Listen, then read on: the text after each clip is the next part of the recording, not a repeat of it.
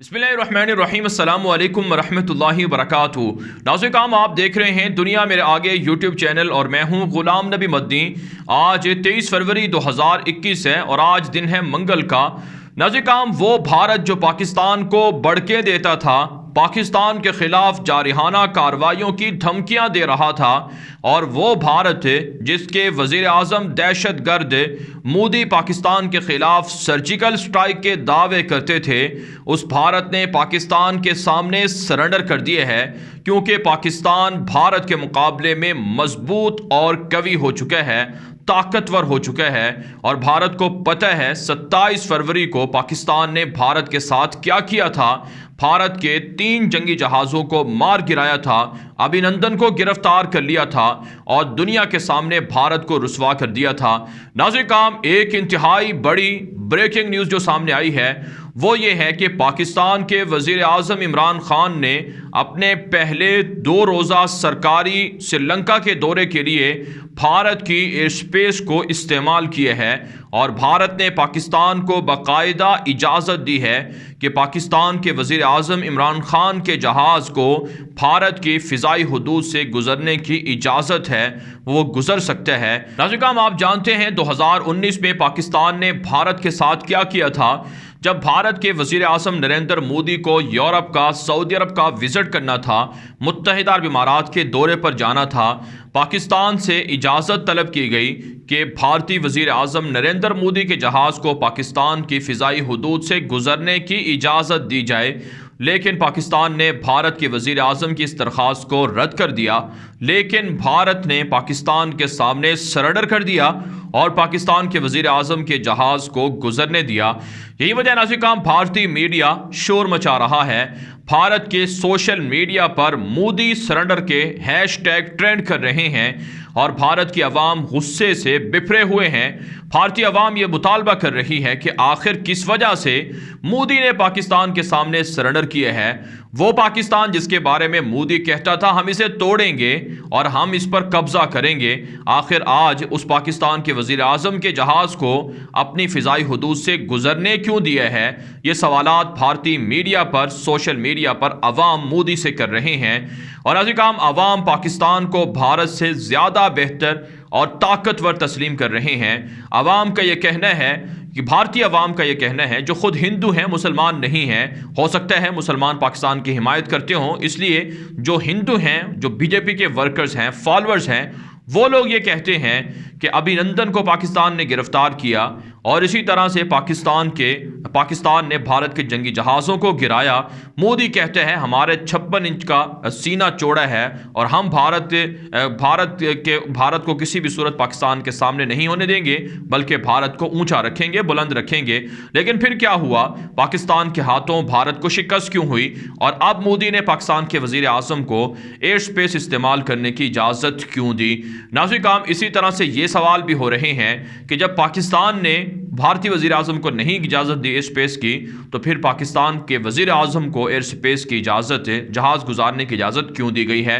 भारत नाज़रीन, पाकिस्तान के अंदर अवाम और सोशल मीडिया पर बिलखुसूस अवाम ये बात कर रहे हैं कि पाकिस्तान भारत के मुकाबले में ताकतवर है, इसलिए पाकिस्तान के सामने अब भारत ने सरेंडर कर दिया है। जिस तरह से मोदी ने चाइना के सामने सरेंडर किया और भारत का जो अरबों डॉलर का बजट था या भारत की फ़ौज पर जो खर्च होने वाला पैसा था उसको नाकाम किया, बर्बाद किया और बिल आखिर चाइना के हाथों शिकस्त तस्लीम करके चीन से एग्रीमेंट कर लिया। तो बहरहाल नाज़रीन, पाकिस्तान के वज़ीर आज़म इमरान खान 2 रोज़ा दौरे पर श्रीलंका पहुंच चुके हैं। आप जानते हैं श्रीलंका की आबादी 2.25 करोड़ से ज़ायद आबादी है और ये भी पाकिस्तान की तरह बरतानवी साम्राज्य से आज़ाद हुआ है 1948 को। और आप जानते हैं श्रीलंका की भारत के साथ एक करीबी सरहदें हैं और राबते भी ज़्यादा रहे हैं, लेकिन भारत की हमेशा साजिश रही है या कोशिश रही है कि श्रीलंका को अपने मातहत रखे और श्रीलंका को अपने तसल्लुत में रखे। और इसके लिए भारत ने ना सिर्फ श्रीलंका को पैसे दिए, फंडिंग की और सरमायाकारी की, इन्वेस्टमेंट की, बल्कि जो श्रीलंका की हुकूमतें हैं उन्हें भी भारी भर रकमें फराहम की गई। लेकिन आप जानकर हैरान होंगे कि श्रीलंका की जो तारीख है वो भारत के मुकाबले में पाकिस्तान से ताल्लुकात अच्छे रखने के हवाले से मशहूर रही है। आप जानते हैं श्रीलंका के अंदर 24 साल तक सिविल वार जारी रही, खाना जंगी जारी रही, जिसमें तामिल टाइगर्स वो मुसलसल श्रीलंकन हुकूमत को, अवाम को जंग से नुकसान पहुंचाते रहे। लेकिन पाकिस्तान ने श्रीलंका की मदद की और 24 साल सिविल वार को पाकिस्तान की फोर्सेस ने, पाकिस्तान के खुफिया इदारों ने ख़त्म करवाने में बड़ा कलीदी किरदार अदा किया था।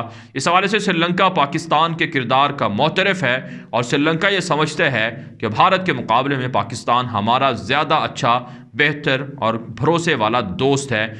नाज़रीन, श्रीलंका के अंदर जो मुसलमानों की तादाद है वो तकरीबन 40 लाख से ज़ायद बताई जाती है। 15 से 20% मुसलमानों की आबादी है और जो श्रीलंका के अंदर बसने वाले मुसलमान हैं उनके हुकूक़ के लिए पाकिस्तान सबसे सर फहरिस्त रहा है और पाकिस्तान उनके हुकूक़ के लिए आवाज़ें उठाता रहा है। आप जानते हैं दुनिया भर के अंदर कोरोना वबा फैली और श्रीलंका के अंदर भी कोरोना वबा से लोग जाँ बहक हुए, लेकिन श्रीलंका की हुकूमत ने कानून बना दिया कि जो भी कोरोना से मरेगा उसकी मैयत को जलाया जाएगा। यहाँ तक कि मुसलमानों की मैयतों को भी जलाया गया और मुसलमानों पर भी इल्ज़ाम लगाया गया कि मुसलमानों ने कोरोना वबा को फैलाया है। आप जानते हैं श्रीलंका के अंदर जो बुद्धिस्ट हैं वो बहुत ज़्यादा हैं और अक्सरियत बुद्धिस्ट लोगों की है और वो श्रीलंकन मुसलमानों पर जुल्म करते रहते हैं, फसादात करते रहते हैं। माजी के अंदर आज से 3-4 साल पहले भी इसी तरह का वाक़या हुआ था जब श्रीलंका के अंदर फसादात शुरू करवाए गए, मुसलमानों को ज़िंदा जलाया गया। उस वक्त भी पाकिस्तान ने श्रीलंकन हुकूमत पर प्रेशर डाला कि श्रीलंका के मुसलमानों पर जुल्म ना किया जाए। और इसी तरह से अब जब कोरोना वबा की वजह से जाँ बहक होने वाले मुसलमानों की मैयतों को जलाया जा रहा था तो वज़ीर आज़म पाकिस्तान इमरान खान ने श्रीलंका की हुकूमत से रब्ता किया, उन्हें ख़त लिखा और उनसे मुतालबा किया कि श्रीलंकन मुसलमानों पर यह जुल्म ना हो, उनकी मैयतों को दफनाने की इजाज़त दी जाए जैसा कि उनका मज़हब है, जैसे कि इस्लामी तालीमात हैं। नाज़रीन, श्रीलंकन हुकूमत ने पाकिस्तान वज़ीर आज़म की इस दरख्वास्त को कबूल किया और श्रीलंकन मुसलमान जो कोरोना से जाँ बहक हुए हैं उनकी मैयतों को तदफीन की इजाज़त दी, जिससे श्रीलंकन मुसलमान अपने ऊपर पाकिस्तान का एक बड़ा एहसान समझते हैं। और हमेशा श्रीलंकन मुसलमानों की ख्वाहिश रही है और ये कोशिश रही है कि वो पाकिस्तान के साथ करीबी राब्ते रखते हैं, ताल्लुकात रखते हैं। श्रीलंका के अंदर बसने वाले जो मुसलमान हैं उनके जो बच्चे हैं, नौजवान हैं, तलबा हैं, वो पाकिस्तान के दीनी मदारिस के अंदर आकर तालीम हासिल करते हैं। श्रीलंकन उलमाए किराम पाकिस्तान के मदारिस से पढ़े हुए हैं और पाकिस्तान के उलमाए किराम वहाँ आते जाते रहते हैं और सियाहत के हवाले से और इसी तरह से तिजारत के हवाले से और अस्करी ताल्लुकात के हवाले से पाकिस्तान और श्रीलंका की दोस्ती हमेशा से एक लाजवाल दोस्ती रही है और काबिल तहसीन या आप कह सकते हैं काबिल फ़ख्र दोस्ती रही है। लेकिन नाज़रीन, जो पाकिस्तान के वज़ीर आज़म का ये जो मौजूदा दौरा है ये इंतहाई ज़्यादा अहमियत का हामिल दौरा है, क्योंकि इस दौरे से पहले श्रीलंका और भारतीय हुकूमत में दूरियां बढ़ चुकी हैं, तलखियां पैदा हो चुकी हैं। आप जानते हैं मौजूदा जो श्रीलंकन वज़ीर आज़म हैं महिंदा राजापक्से, ये भारत के दौरे पर भी जा चुके हैं और भारतीय वज़ीर आज़म इनकी सपोर्ट भी कर चुके हैं। लेकिन आज आप ये बात जानकर हैरान होंगे कि श्रीलंका के अंदर एक बंदरगाह है, एक पोर्ट है कोलंबो में, जिसका एक टर्मिनल है वो भारत को तामीर करना था और एडहानी ग्रुप है भारत का जिसको मोदी ने खुद चुना था कि वो इन्वेस्टमेंट करेगा और वो ये टर्मिनल इस पोर्ट का बनाएगा, कंटेनर टर्मिनल था।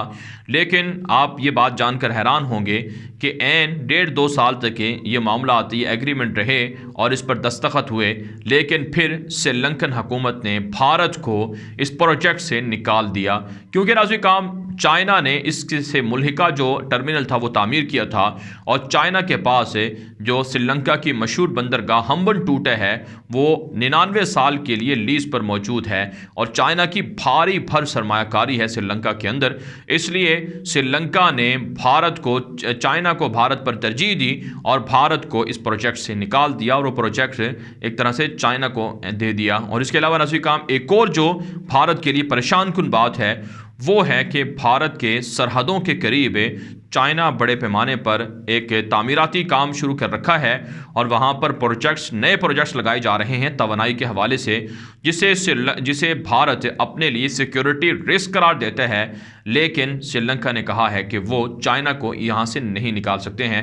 भारत का ख्वाब था, भारतीय मीडिया पिछले 5-7 महीनों से हम देख रहे हैं, ये बहुत ज़्यादा शोर मचा रहा है कि भारतीय वज़ीर आज़म नरेंद्र मोदी की जो पड़ोसी मुल्कों के साथ दोस्ती की पॉलिसी है, इससे भारत को फ़ायदा हो रहा है।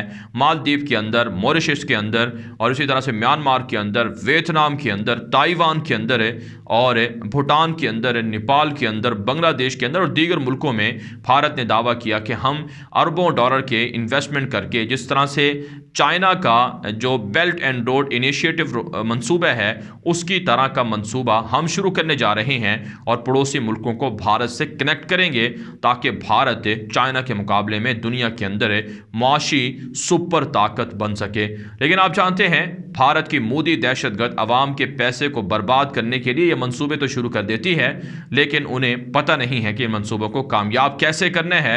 और दुनिया भी ये बात जानती है, पड़ोसी मुल्क भी जानते हैं कि भारत काबिल भरोसा दोस्त नहीं हो सकता और उनका खैर खा नहीं हो सकता, इसलिए वो उनसे पैसे तो ले लेते हैं। अब आप ये बात जानकर हैरान होंगे कि म्यांमार के अंदर आंग सान सूची की हुकूमत ने कोई $700 मिलियन से जायद के फंड लिए हैं भारत से, लेकिन भारत को क्या मिला? फौजी मार्शल लॉ लग गया और वहाँ की हुकूमत ख़त्म हो गई और भारत के पैसे डूब गए। यहाँ तक कि भारत ने आबदोज बना कर दिए, बाहरी जंगी जहाज़ खरीद कर दिए, लेकिन क्या हुआ कि वो सारे का सारा सरमाया डूब गया।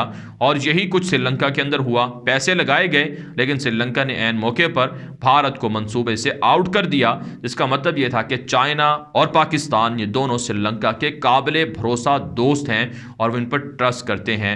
अब नाज़रीन काम, ये पाकिस्तान की और चाइना की बड़ी सफारती कामयाबी है कि श्रीलंका से भारत को आउट कर दिया है।